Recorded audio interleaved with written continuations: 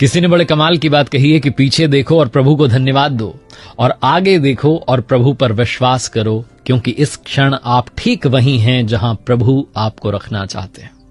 नमस्ते, मैं RJ Kartik, my FM से। हम में से बहुत सारे लोगों के दिमाग में एक सवाल आता है कि मैं ना होता तो क्या होता, अगर मैं नहीं होता तो पता नहीं क्या हो जाता। हनुमान जी को भी शंका हुई थी, और जब वो लंका से वापस लौटे, प्रभु श्री राम के पास जाकर के कहने लगे कि भगवान, आपने मेरी आंखें खोल दी, मुझे जीवन की सबसे बड़ी सीख दी कि मैं नहीं होता तो क्या होता।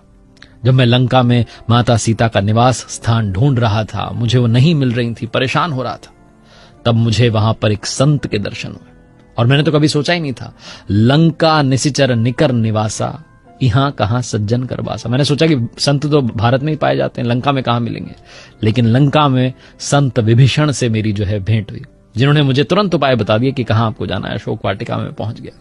तब मुझे विश्वास हुआ कि भगवान, संत जो हैं वो कहीं भी मिल सकते हैं दुनिया में। उसके बाद जब मैं अशोक वाटिका में पहुंचा तो पेड़ पर बैठा और प्रतीक्षा कर रहा था कि किस तरीके से माता सीता से भेंट करूं, कैसे उन्हें बताऊं, कैसे आपका संदेश दूं। तभी वहां पर रावण ने जो है प्रवेश किया, और रावण बहुत क्रोध में था, तलवार लेकर आया था, माता सीता का वध करना चाह रहा था। मेरे अंदर अचानक से जोश आया, मुझे लगा कि तलवार लेकर के रावण का वध कर देता हूं।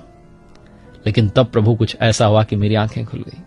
तब रानी मंदोदरी आई और आकर के रावण का हाथ पकड़ लिया और कहा, नहीं, आप ये नहीं कर सकते। वो मंदोदरी जिसे तो प्रसन्न होना चाहिए था, अगर माता सीता रास्ते से हट जाती तो भय दूर हो जाता कि अब मैं ही रानी रहूंगी। लेकिन उसी मंदोदरी ने मुझे एक सबसे बड़ी सीख दी कि तुम नहीं हो तब भी माता सीता की रक्षा हो जाएगी।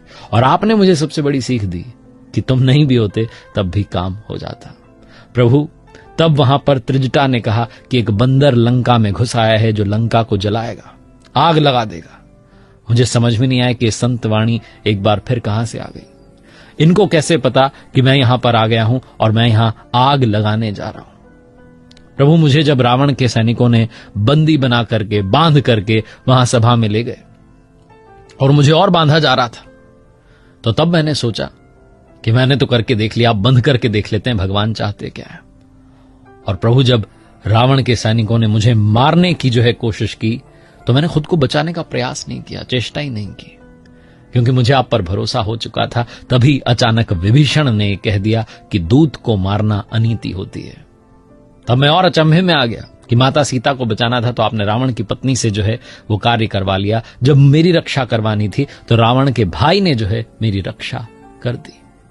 और तब प्रभु, रावण ने आदेश दिया कि हनुमान जो है इसकी पूंछ में कपड़ा तेल बांधकर, घी डालकर आग लगा दी जाए। तब